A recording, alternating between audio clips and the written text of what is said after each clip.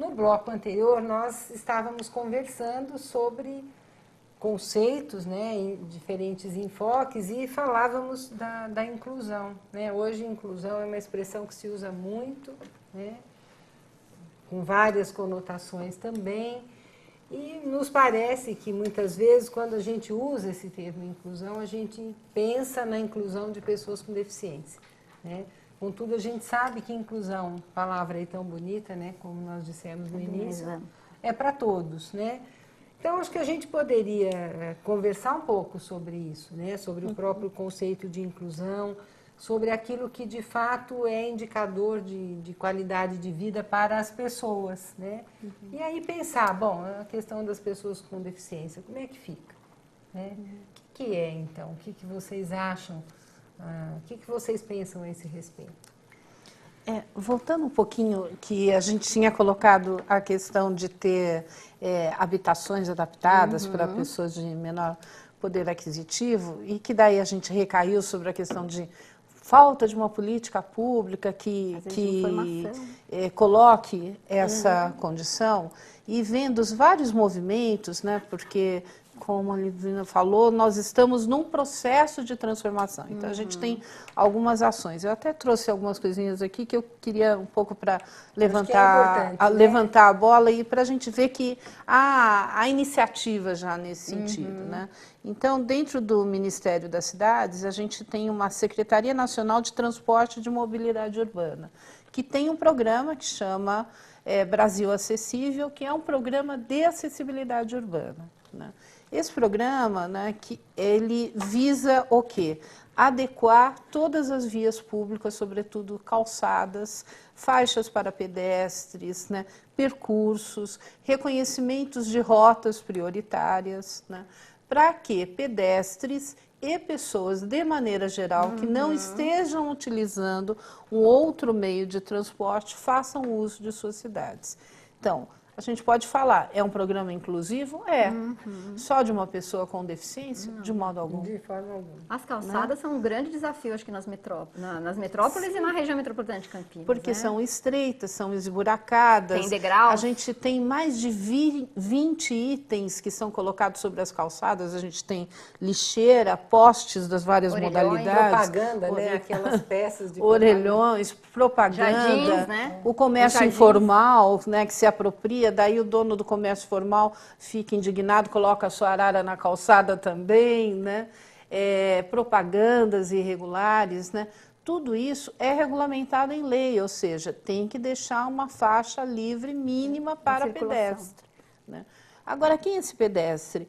Uma grávida, se tiver um obstáculo desse, ela pode ter um problema sério numa queda, né? Uma pessoa obesa também, uma pessoa idosa também, né? Uma pessoa que estiver levando uma criança ou que estiver levando um animal, né, também. Então, não dá para falar que é só para aquela pessoa que é deficiente, né? Então, isso é uma primeira condição, né? Dentro desse programa, a gente tem uma das pioneiras em implantar a sua comissão permanente de acessibilidade, foi a Prefeitura Municipal de São Paulo, na capital. Então, até esses 3 guiazinhos que eu trouxe aqui, de acessibilidade em edificações, de mobilidade acessível em vias públicas e de relação de legislações para pessoas portadoras de deficiência, né, preconiza uma lógica que é muito contemporânea, né?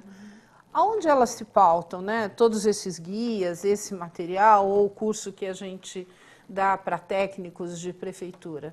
Em qualidade de vida. E o que é qualidade de vida? É como que eu consigo viver. Né? Em todos os aspectos. Em todos os aspectos. E o que é o cotidiano do indivíduo? Né?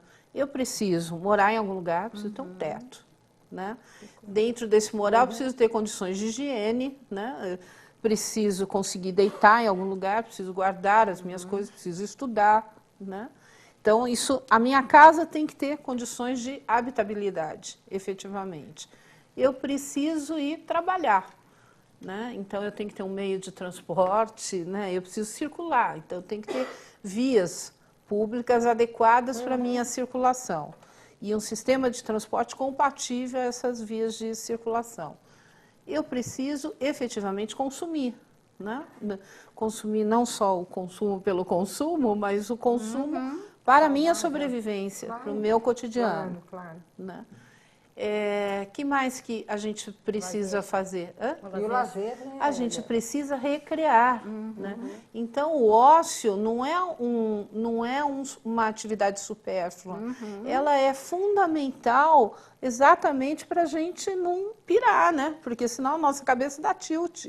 Né? E todos esses direitos, né, acabam sendo os responsáveis pela saúde, né? Sim. O conceito Então, de volta saúde, ao conceito de saúde básica. Né? E aí, de inclusão amplo. social, né? Quer dizer, o que um cidadão, quem quer que seja, precisa para se considerar na sua condição plena, Sim. né, de vida. E acesso à educação, à saúde, ao trabalho, ao esporte, à cultura, ao lazer. O sistema de transporte aqui de Campinas, num primeiro passo, quando eles começaram a implantar transporte inclusivo, e a gente tinha vários estudantes nossos, se agendava o horário. Você liga que vai lá, van adaptada para te levar. E teve um aluno nosso, que foi meu aluno na prática de formação de acessibilidade, dizendo que teve um dia que ele ligou e falou assim, eu quero ir no cinema. Não, para o cinema não está disponível. Ele virou e falou assim, eu quero ir no cinema. Para balada, né? Ele falou, não, se você quiser ir para o hospital, a gente te leva. Se você quiser ir ao médico, a gente te leva. Se você quiser ir para a faculdade, a gente te leva. Né? Lazer. Agora, para o cinema, não. Né? Ele falou, eu não tenho direito ao cinema? Ele virou e falou assim, você acha que a gente vai perder tempo em te levar ao cinema? E ele ficou indignado. E ele tinha toda a razão de estar indignado. Né? Porque a saúde mental dele também está relacionada às condições que ele tem de recreação. Claro. Né? Agora, há um preconceito. Né? Então, viver contemporaneamente não, você só pode trabalhar, consumir ou ficar doente. Né? Quer dizer, dentro dessa lógica tão nociva, as pessoas ficam mais doentes. Eu acho que aí abre para a gente uma outra chave, né? Que nós estávamos também conversando, que é ao compreender, né, a pessoa com deficiência como uma pessoa que tem na deficiência uma característica, né, uma condição, acho que isso nos remete a uma discussão a respeito de autonomia, né, e projeto de vida, né. Eu acho que anos atrás nós sabíamos que muitas vezes a autonomia, quando tratávamos de pessoas com deficiência, se restringia a atividades muito básicas, né, Liduína? Acho que você pode até falar mais sobre isso. Então, a pessoa aprender a comer, a se vestir, a barbear, quer dizer, aquela autonomia relacionada a atividades de vida diária, como a gente costuma chamar. Mas a autonomia é muito mais do que isso. E quem definia essas habilidades, normalmente, as pessoas que definiam, era o profissional, né, da saúde, de reabilitação, que achava que aquilo que era importante para ele era importante para a criança ou para o deficiente, né? Pessoa jovem, adulta, isso. Né? E hoje, né, o olhar, inclusive isso vai fazer parte da formação do novo profissional de reabilitação, é que quem decide o que é importante é a pessoa com deficiência, ou a família, né, no caso da criança que não consegue ainda decidir por ela, mas é para ele, a gente vai dirigir toda a intervenção para aquilo que é importante para ele. Então, o que você quer? Né? Você prefere a cadeira ou você prefere a muleta? Você prefere o futebol, né? na questão do esporte adaptado, ou o basquete? E esse é um olhar novo. Né? Eu não chego mais com uma conduta que parte da deficiência e depois eu vou para a função. É um olhar diferente, né? Então, é o que você gostaria de fazer que você não consegue, para eu poder saber, para nós podermos te ajudar a chegar onde você quer, né? E aí não inclui só, de novo, o profissional da saúde, né? Lógico que não. Eu estava comentando, né, que uma criança minha tinha uma dificuldade grande de descer da moto. Ele era uma criança hemiplégica, né? Um rapaz hemiplégico. Então, nós achávamos que talvez fosse pela limitação muscular dele, da lesão. E não era, a moto era muito grande, né? Quer dizer, qualquer indivíduo da estatura dele, que é mais ou menos a minha, aquela moto seria difícil, né? Então, essa questão... Era tão automático que a dificuldade só poderia estar ser nele, decorrente né? da deficiência. E isso, dentro da fisioterapia, existem alguns modelos que dizem o seguinte, às vezes você não muda, você não tem que mudar o indivíduo, você tem que mudar o ambiente, O né? ambiente. A tarefa, e aí ele consegue, né? Se você aumentar a mesa, baixar um pouquinho a mesa, diminuir um pouquinho a moto, vai ser mais fácil, né? E não necessariamente você tem que mudar a pessoa, né? E aí vem esse conceito de acesso, de adaptação, né? Bom, acho que era isso. Eu acho que só um pouquinho. Dentro disso que você falou, a gente tem, é tão plural, né, o nosso alunado, né, e na prática de formação que eu dou, eu estava até fazendo uma brincadeira, eu fiz umas contas, até assustei, que já passaram mais de 2.000 alunos, quase 2.500 alunos pela prática, né? E daí a gente vive algumas experiências. Uma das experiências é, no primeiro dia de aula, todo mundo se mede, um mede o outro, né? E daí a gente estabelece uma primeira relação, quem é o mais alto e quem é o mais baixo da sala, né? Então, até uma turma que a gente está vivendo no momento, eu tenho uma aluna de 1,5 m de altura e eu tenho um rapaz de 1,98 m. Né? E daí chamei e falei assim, vocês me desculpem, não há nenhum preconceito em relação a isso. Trouxemos os dois e falou assim, se apresentem. Oi, tudo bem? Tudo bem? Oi. E ela é muito engraçada, a menina, ela virou e falou, bonitão, hein? Dá-lhe homem, bonitão, né? E ela olhava para cima, né? Daí eu virei e falei assim, e ela estava com uma baita sandália plataforma, né? Eu virei e falei assim, nossa, mas você anda com isso pela altura? Ela virou e falou assim, não, professora, é que para ficar o dia inteiro sentada nessas cadeiras que a gente senta, a minha perna fica balançando. Né? E daí o rapaz caiu na gargalhada, ele virou e falou assim, eu, em compensação, tenho que jogar o corpo, né? Porque eu não dou conta de ficar o dia inteiro nessa cadeira.